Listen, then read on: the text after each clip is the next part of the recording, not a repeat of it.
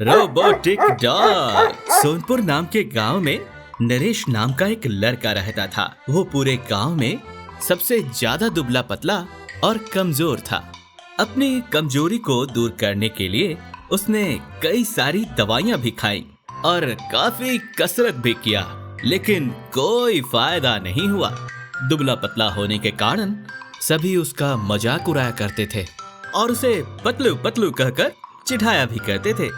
एक दिन नरेश रास्ते से जा रहा था, तभी कुछ पहलवानों ने उसका रास्ता रोक लिया। वो देखो पतलू जा रहा है गन्ना चूस के। ओ पतलू आगे मत जा, हवा चल रही है, उड़ जाएगा। ये तुम लोगों ने रोज का रोज क्या लगा रखा है? ए पतलू, मेरी कोई फीलिंग्स नहीं है क्या? क्या करूं मैं, मर जाऊं? और मेरे से जबान लड़ाता है, रुक तुझे बताता हूँ। यह कहकर उसने पतलू को बहुत मारा और वो वहीं बेहोश हो गया। जब उसकी आंखें खुली तो उसने देखा कि वो अपने घर में है। नरेश सोचता है कि क्यों ना एक कुत्ता पाल लिया जाए, वो उसकी रखवाली भी करेगा और उन पहलवानों से भी बचाएगा। वो बाजार जाता है और एक कुत्ता खरीद कर ले आता है। अब देखता हूँ कि मुझे ये कैसे परेशान करेंगे। ये कहकर वो वहां से चल दिया और कुछ दूर चलने के बाद वो पहलवान उसे दिख जाते हैं। नरेश अपने कुत्ते से कहता है, शू टॉमी, जा उसे काट के आ।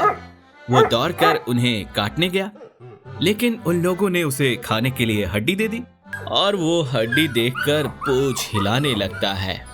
इन दोनों पहलवानों ने उसका खूब मजाक उड़ाया और उसके कुत्ते को अपने साथ लेकर चले गए। घर जाकर नरेश गुस्से से आग बबूला हो गया और उसने कसम खाई कि उन दोनों से जरूर बदला लेगा। तभी उसका दोस्त उसे बाहर से आवाज लगाता है, अरे वो पतलू, बाहर आ जाओ भाई। क्या यार, क्यों मजाक उड़ा रहा है मेरा तू? मैं तो मजाक कर रहा था यार। उसके दोस्त ने बताया कि किसी साइंटिस्ट ने एक रोबोटिक डॉग बनाया है। आप जिसको चाहो बोल सकते हो उस कुत्ते को हमला करने को। वो उसे दौड़ा दौड़ा कर काटेगा। मैंने सोचा शायद तू खरीदेगा, इसलिए मैं चला आया। उसने देखा कि रोबोटिक डॉग बहुत महंगा है, लेकिन उसे उन पहलवानों से बदला भी तो लेना है। वो रोबोटिक डॉग को ऑर्डर कर देता है और कंपनी वाले बाय पार्सल उसे वो डॉग पहुंचा देते हैं।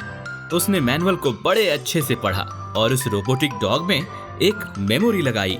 उस मेमोरी में उन दोनों पहलवानों की तस्वीरें थी।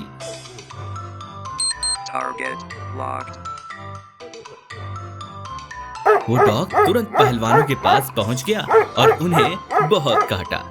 वो अपनी जान बचाकर जैसे तैसे भागने लगे।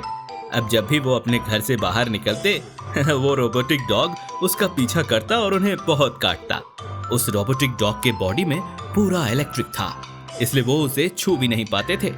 जब रोबोटिक डॉग उन्हें हर रोज काटने लगा, तब अंत में परेशान होकर उन दोनों ने नरेश से माफी मांगी और कहा कि दोबारा ऐसा कभी नहीं करेंगे। अब नरेश गांव में हंसी खुशी रहने लगा, क्योंकि अब जो कोई भी उसे परेशान करता, रोबोटिक डॉग उसे बहुत काटता। ऐसे ही मजेदार कहानियां सुनने के लिए हमारे चैनल को जरूर सब्सक्राइब करें। धन्यवाद।